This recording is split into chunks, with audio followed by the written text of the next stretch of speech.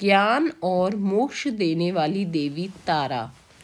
10 महाविद्याओं में से एक देवी तारा को ज्ञान एवं मोक्ष देने वाली देवी माना गया है। महाकाल संहिता के अनुसार चैत्र शुक्ल अष्टमी को देवी तारा प्रकट हुई थी, इसलिए इसे तारा अष्टमी कहा जाता है।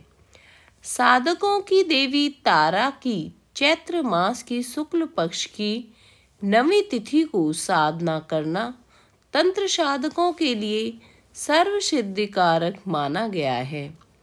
इसलिए चैत्र शुक्ल 9वीं को तारा रात्रि या तारा जयंती के रूप में मनाया जाता है।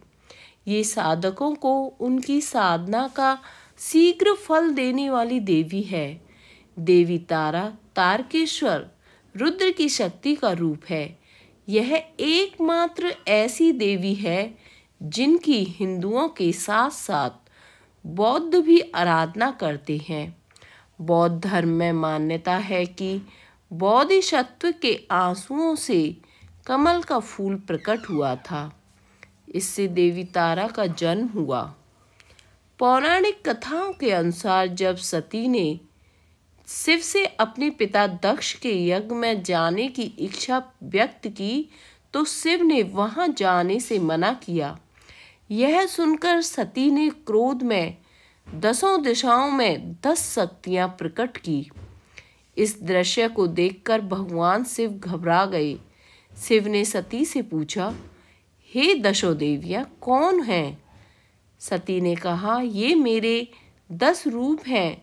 सामने खड़ी कृष्ण रंग की काली है, नीलवर्णी तारा है, पश्चिम में छिन्नमस्ता, बाहें भुवनेश्वरी, पीठ के पीछे बगलामुखी, पूर्व दक्षिण में धूमावती, दक्षिण पश्चिम में त्रिपुरा सुंदरी, पश्चिम उत्तर में मातंगी तथा उत्तर पूर्व में षोडशी है।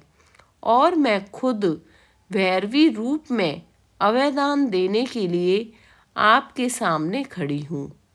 बाद में सती ने अपनी इन्हीं शक्तियों का उपयोग दैत्यों का वध करने के लिए किया था।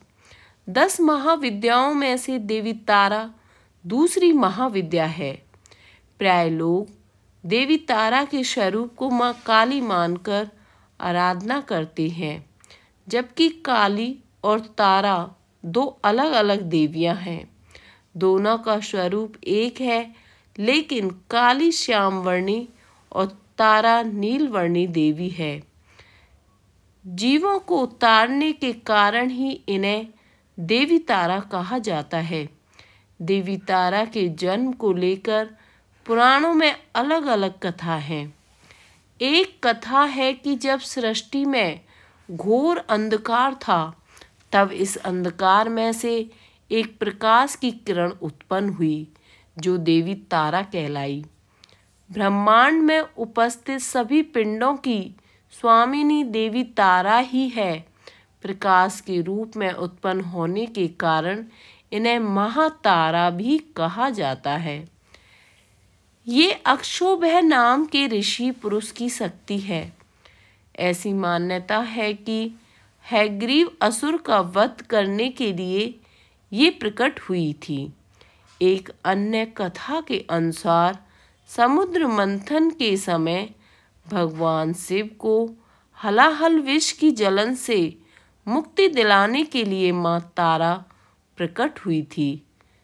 शत्रुओं का दमन करने वाली और रूप ऐश्वर्य की देवी तारा आर्थिक उन्नति के साथ भोग और मोक्ष भी प्रदान करने वाली थी। पश्चिम बंगाल के वीरभूम जिले में तारापीठ है। यह शक्ति पीठ के रूप में प्रसिद्ध है। यहाँ देवी सती के नेत्र गिरे थे, इसलिए इस स्थान को नयन तारा भी कहते हैं। महर्षि वशिष्ठ ने सबसे पहले यहाँ देवी तारा की उपासना करके सिद्धियां प्राप्त की थी। देवी तारा के 3 स्वरूप हैं। उग्र तारा, एक जटा और नील सरस्वती। देवी तारा को महानीला या नील तारा भी कहा जाता है।